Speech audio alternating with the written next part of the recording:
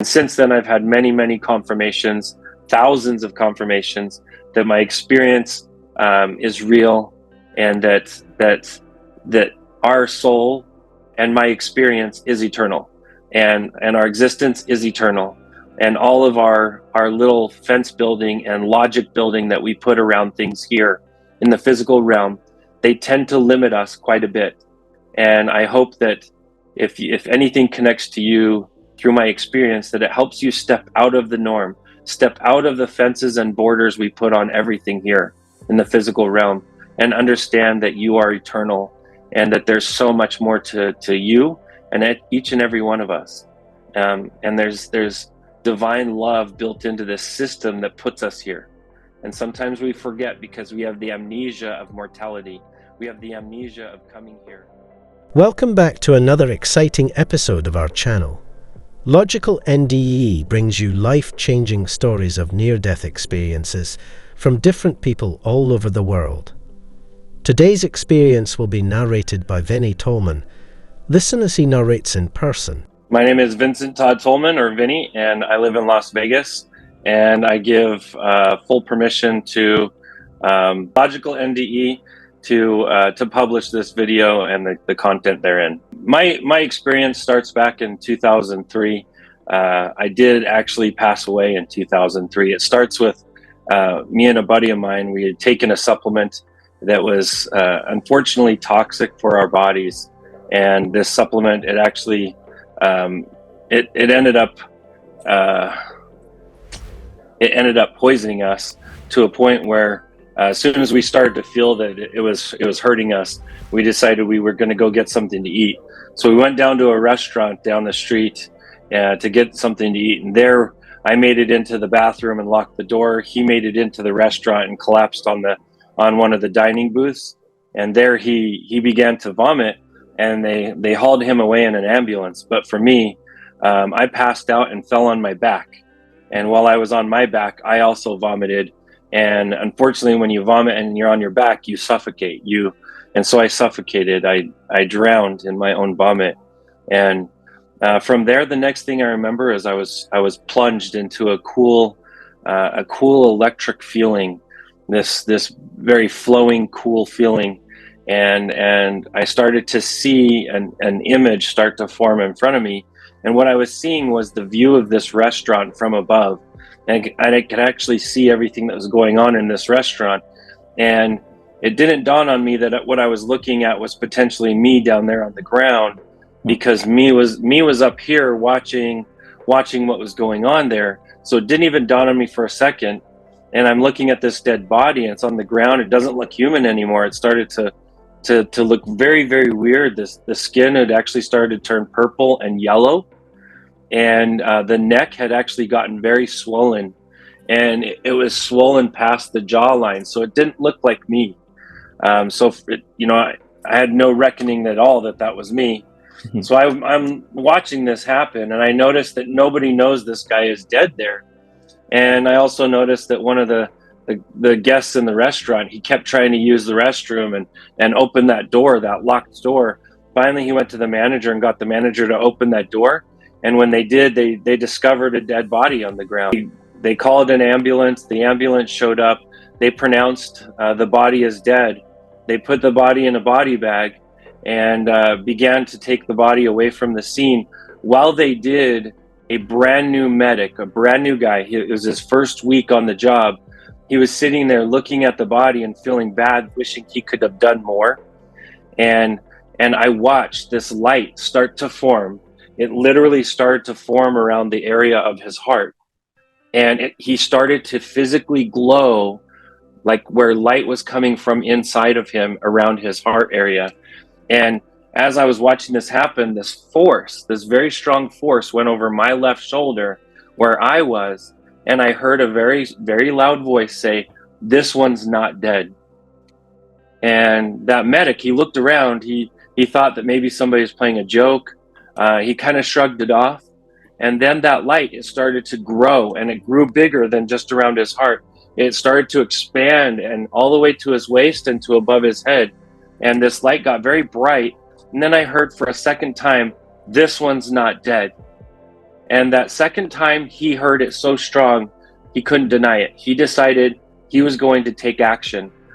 So unbeknownst to the other medics in the front of the ambulance, this rookie medic, he unzips the body bag. He undoes some straps. He starts feeling around the body for a pulse. He doesn't feel a pulse. So he undoes more straps, and he opens the body bag even further, and he goes on the inside of the leg, looking for a pulse, down on one of the big arteries there. And as he was pushing to try to find that artery, he made contact with the femur bone. And when he made contact with the femur bone, I actually felt a spark, like a shock, where I was, and I knew he felt it too. It was as if his contact with that femur bone ignited a shock between the two of us. I knew he felt it, I knew I felt it, and it was very odd to me. I didn't know what was going on. I was trying to just understand all of this. And as he went forward, as soon as he felt that shock, he felt there must be something there. So he decided, I'm going to try to resuscitate this guy. So he went through and started to attempt the resuscitation. He tried to get oxygen into the lungs. He put on these pads on the body to start shocking the body. And when he did that, he hit the alarm on this defibrillator, the machine that shocks the body. And when it does, it makes this alarm for a few seconds, and then it shocks the body. And when he did that, the other two medics discovered what he was doing, and they started chewing him out, trying to stop him. Well, he went ahead and let the shock happen. Then he went for a second round. On the second round, he got one heartbeat, and then it was flatline again, no heartbeat after just one. So we went for a third round of shocking, and at the third round of shocking, he actually got a steady heartbeat. At this point, the body had been dead at least bare minimum 45 minutes. It could have been well over 2 hours from the time that I had asphyxiated or suffocated to the time that the heart started. So that alone was a miracle. And the other miracle to this is when they got the heart started, they were only 1 block away from a hospital. So they were able to turn me right into the hospital. And still at this point, I didn't know what was going on. I didn't know what I was watching was me. As they transferred the body into the hospital bed, the body started going into all these seizures and foaming at the mouth, a lot of stuff coming out of the body all over. And as they were doing that, they decided they needed to restrain the body so that they could work on it. So they put these straps, these restraints on the legs, they put them on the arms. As they were strapping him down, they went to the left arm, and as they strapped the left arm, they pulled it down, and I looked down where I was because I felt someone pulling my arm where I was. And I looked down to see who was pulling on my arm, and I actually was looking at the arm of the body. I realized that everything I've been watching this to see and feel and understand all the bad things I'd ever done in my life, and the impact that those bad things had done. And then all of a sudden I started to feel this warmth starting from behind me. This warmth, it started to warm me from behind, and this warmth, it started to help me see all the good things that I had done in my life and all the good impacts that I had made. And so I started to realize that there was this force behind me, this warmth behind me. And so I turned to see what this was behind me, and I see this gentleman. I see this man. He's all dressed in white. He's got a white suit on and white robes, and he's got a white beard and white long hair, but he has very, very pink skin. His skin's very pink, and I noticed that his skin glistened, that there was light coming from inside of him, that he himself was emitting or sending light to me. And I automatically thought, this must be God. And the second I thought that, he shook his head and said, no, son, I'm not God. Thought is, well, he must be Jesus then. You must be Jesus. And he kind of shook his head and said, no, son, I'm not Jesus either. I'm here as your guide or your escort, and I'm here only to help you go where you want to go. And it was really this beautiful feeling of love that he was sending me to help me understand that he was there only to help me and only to help me go wherever I wanted to go.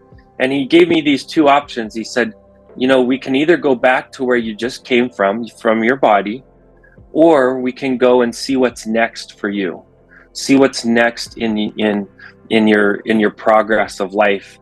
And I said, absolutely, I don't want to go back to the body. That looks horrible. That looks painful. And not even for a moment did I even think I wanted that, because it looked horrible. I said, I want to go with you. Wherever that is, I want to go with you. And so he said, okay, we're going to go on a journey. And this journey, it's not just a journey from a point to a different point. It's a journey of moving from one point in existence to another point, but to a higher understanding and a higher knowledge and a higher frequency. He used the word frequency with me because I understood it really well. And he said, you know, we must raise your frequency to get you ready so that you can exist there, you can be there. And so we began this journey. And this journey, he taught me many principles. Primarily, I break it down to about 10 major principles he taught me for me to raise my understanding and raise my frequency. Particularly for me, someone who was raised Christian and raised very strict Christian my whole life. You know, as a kid up until this point, I thought that I had a secret back door into heaven. I thought that I had some fast way to get into heaven, and he helped me understand that I didn't. That yes, there was a lot of eternal truths in Christianity and beautiful parts of God and in Christianity, but I needed to still get beyond the teachings of man, and I had to understand the teachings of God. And the teachings of God are eternal and larger than only one religion, and larger than existence even on earth. That these are eternal principles, and that they go beyond just the existence on earth. And so I did. I started my journey. It's, you know, the first principle I had to learn was how to be authentic, how to be the same person no matter where I go. And you know, my guide, his name was Drake. He said his name was Drake. Drake showed me that some of the most authentic people on our earth are the very young children or the very old. And because when you're really young and when you're really old, you're not trying to be something that you're not. You're very authentic with how you are. And he explained that that's how we should be our whole life, is we should always be authentic our entire life. And sometimes that does make us vulnerable, but we grow in our vulnerable moments, and we grow in our authentic moments. And when we're not authentic, we're not growing. And so he helped me understand that. That was the first principle. Next, he helped me understand that there is a purpose to the life on earth, that life on earth is a classroom and not a courtroom. There's no judge on high that's going to smack his gavel down and send you one direction or another. We are the judge and jury ourselves, that we get to use this earth life as a classroom to grow and to learn. And we get to go only as far as we feel we are able to, and we feel is just. And then from there, God gives us grace and takes us even further. But it is, again, not a courtroom, but a classroom. And we're able to learn so much once we begin to understand that, embody that. And then he started to help me understand that love is the purpose we're here, is to learn how to love, learn how to build love, create love, share love, and more importantly, feel love, to actually experience love. And that we must love everyone, no matter the race, the religion, the culture, the lifestyle, what car they drive, what political party they are. We must love everyone, all beings, and even animals we must love, and trees, and all of life's forms on the planet we must love. In their own right, we must love them all. And he helped me understand that the next principle of all of us on earth have an inner connection to God. almost like a spiritual or soul umbilical cord where we're connected directly to God. And through that umbilical cord, there is connection and communication. And sometimes we call it an inner voice. Sometimes we call it instinct, or we sometimes we think it's a pulling force inside of us, or a just something that we know. And it's through that inner voice, that inner connection with God, that our conscience essentially, we can really connect to God, and we can really build and foster a strong communication and connection there. But to do that, we have to do principle 5, which is use technology responsibly. We have to be able to understand the power of technology, how it can foster great growth in us, but it can also foster great imprisonment and great enslavement to us.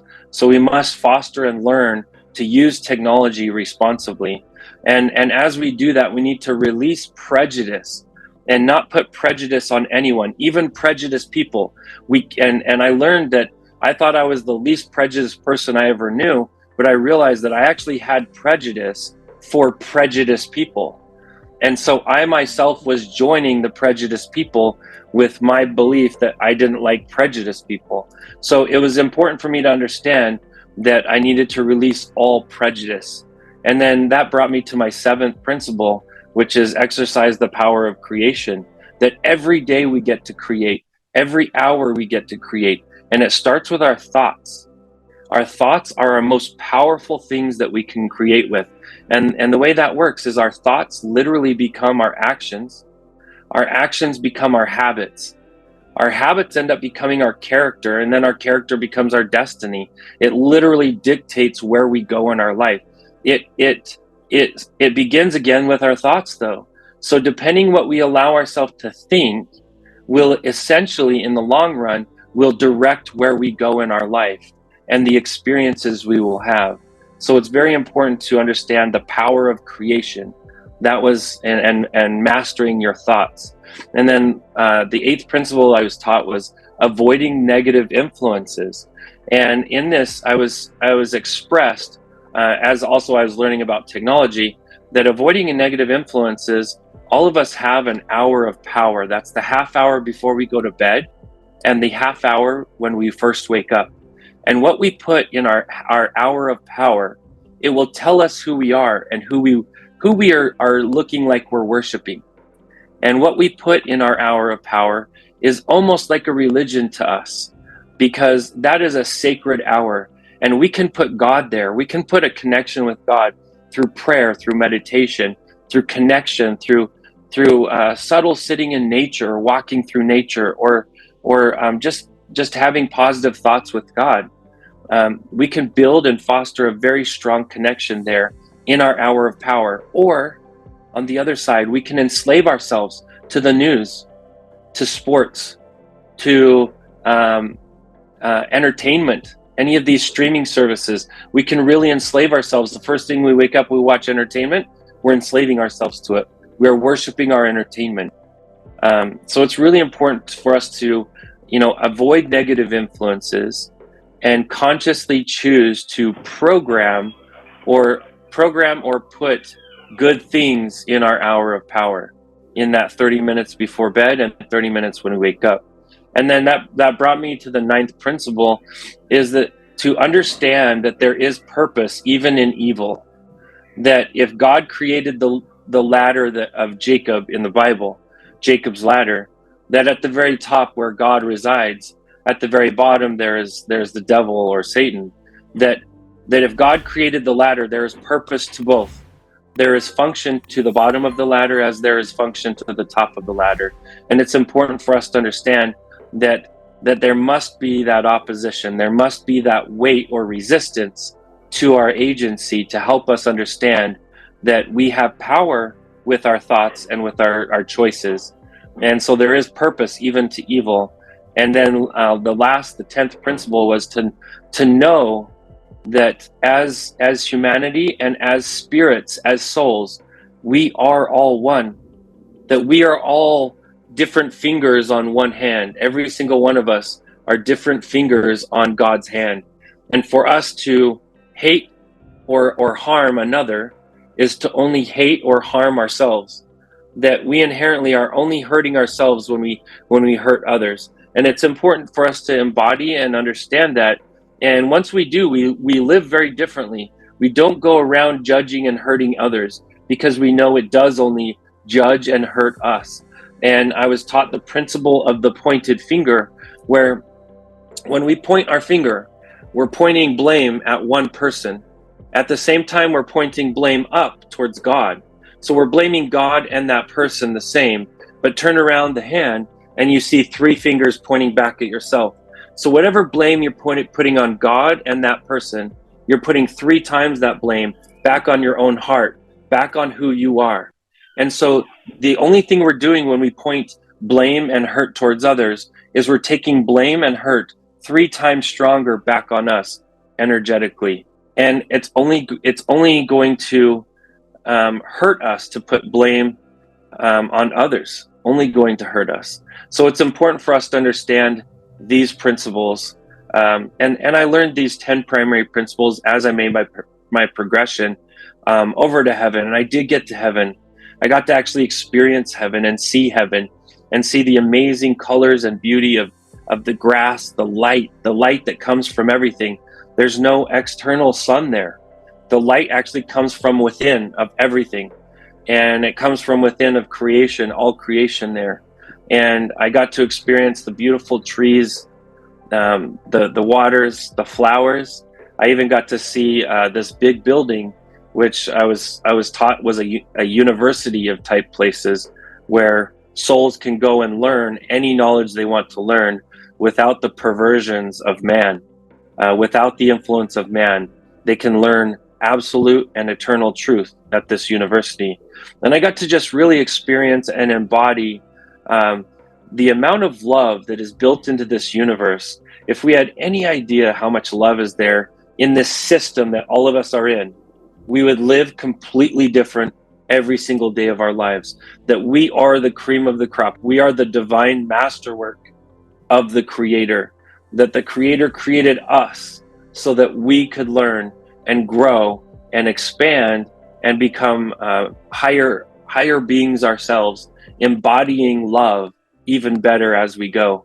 And as I was having this whole experience, my guide Drake brought me forward and said, "Vinny, this is going to hurt, but it's going to be worth it." And he gave me this hug. As he gave me this hug, we came together and had the most supreme and beautiful moment where I felt eternal love. I felt the true value of our soul, of the soul of all of us. I felt the eternal importance of every single being on planet Earth. And as I was feeling all of this tremendous, tremendous love, I then began to hear the words of my brother as he was giving my body a blessing, a prayer. He was giving a special prayer over my body in the hospital. Now, fast forward, I've been in the hospital brain dead for 3 days at this moment. And my brother was saying a special prayer over my body to make me whole and to bring me back.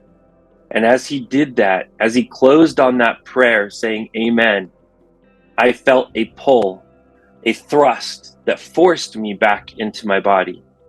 And that was my experience. I woke up 3 days later after being brain dead, after being revived from being dead, and I was fine. I was absolutely fine. I went jogging that same day. It took me a long time to get checked out of the hospital.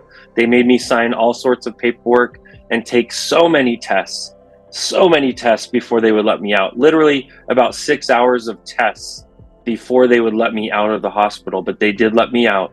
And no real residual problems since then, other than I've had some problems with some dental, because I did go through quite a few seizures as they brought the body back. So I had a lot of fractured teeth and and I have a little bit of an electrolyte imbalance that's inherent to some people that have had these experiences. But other than that, no other problems, no neurological damage perceived, none that we can perceive. And I feel extremely blessed, and I feel that I did have a miracle in God allowing me to come back. But at the same time, I felt kind of cursed, because I got to see what was really there for all of us. I got to see the real existence. And yes, that existence is the real existence. We lived for an eternity before this, and we will live for an eternity after this. So we are infinite beings ourselves, and we are making this little stop on Earth for a short little 80 or 100 years, and it's really a pit stop. It's very short in the eternal scheme of things, but it's so that we can learn, because it is a classroom. We're here to learn. We're here to grow. We're here to foster and learn how to love, and how to experience and express love. Absolutely divine. Later, a few months later, I was at a family reunion in this little town of Wyoming, and I saw this presentation about the founders of the town. And up on the presentation, I see a picture, and it's my guide. It's my guide, Drake, and I recognize him. I know it's him instantly. And come to find out, he ends up being my great-great-great-grandfather on my grandmother's side. Someone I had never seen, someone I had never heard his name once in my life. And come to find out, he had been my guide the whole time. And since then, I've had many, many confirmations, thousands of confirmations, that my experience is real, and that our soul and my experience is eternal, and our existence is eternal. And all of our little fence building and logic building that we put around things here in the physical realm, they tend to limit us quite a bit. And I hope that if anything connects to you through my experience, that it helps you step out of the norm, step out of the fences and borders we put on everything here in the physical realm, and understand that you are eternal, and that there's so much more to you and at each and every one of us. And there's divine love built into this system that puts us here. And sometimes we forget, because we have the amnesia of mortality. We have the amnesia of coming here.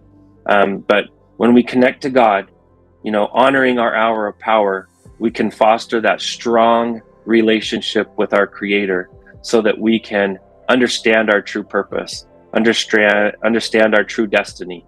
So my friend, they ended up taking him to the hospital. They pumped his stomach, and they actually released him the next morning. So this all happened on a Saturday morning, and they released him on a Sunday morning. So the very next day.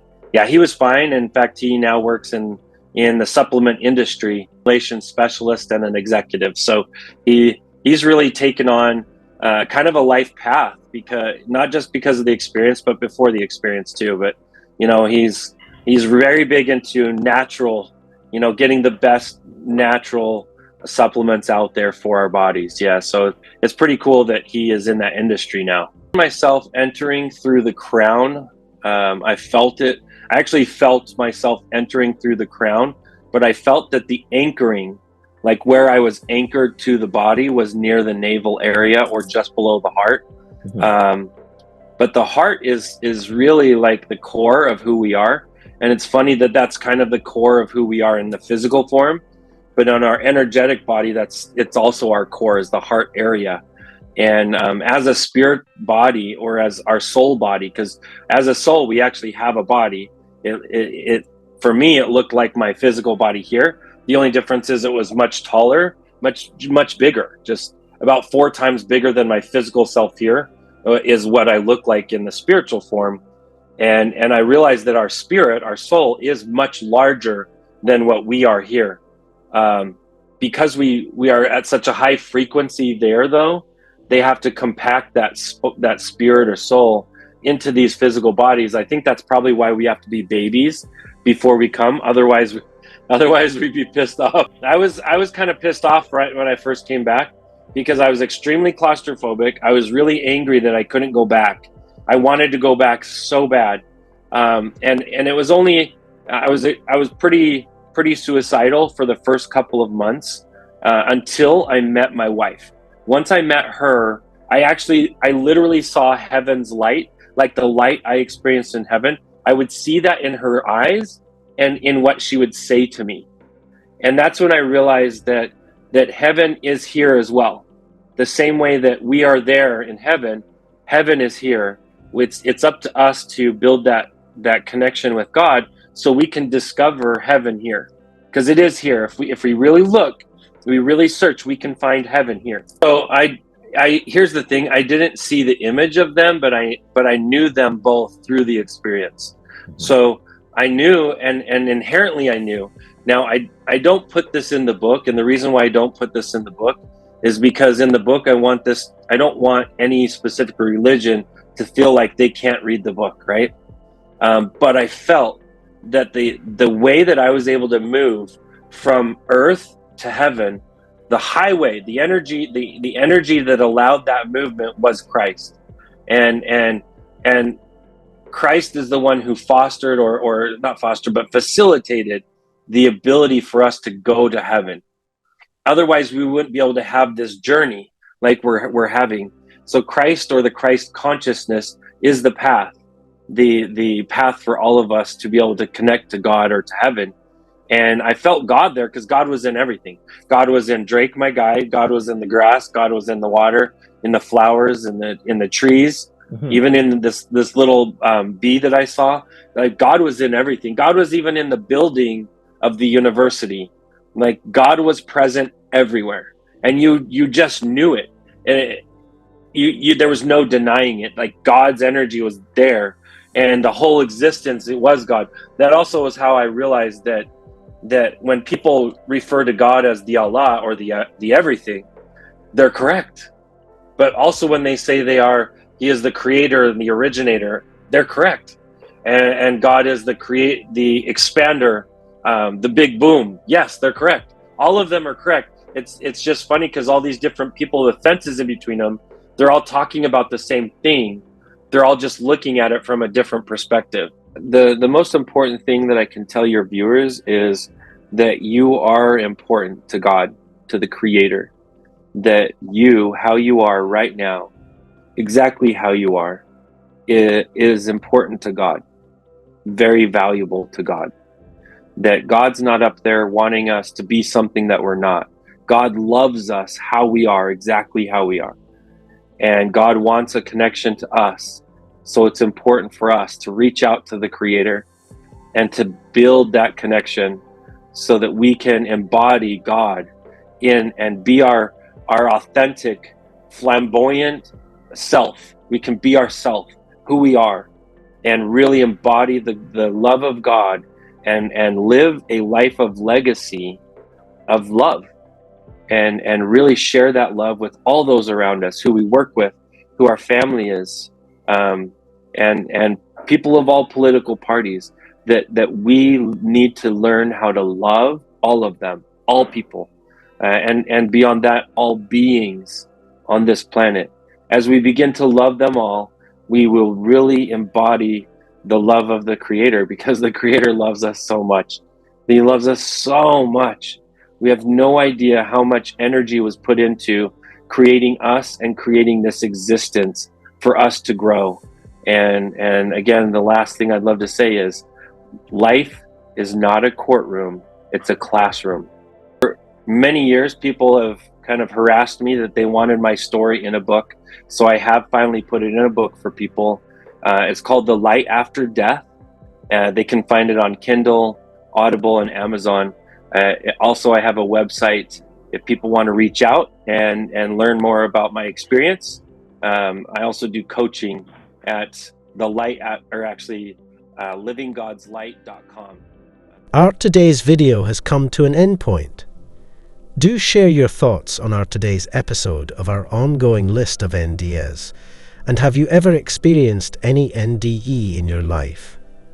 If you did so, then let us know by sharing it in the comment section. Thanks again for sticking around to the end. If you enjoyed the video, like and hit that notification bell so that you don't miss out on any of our coming videos.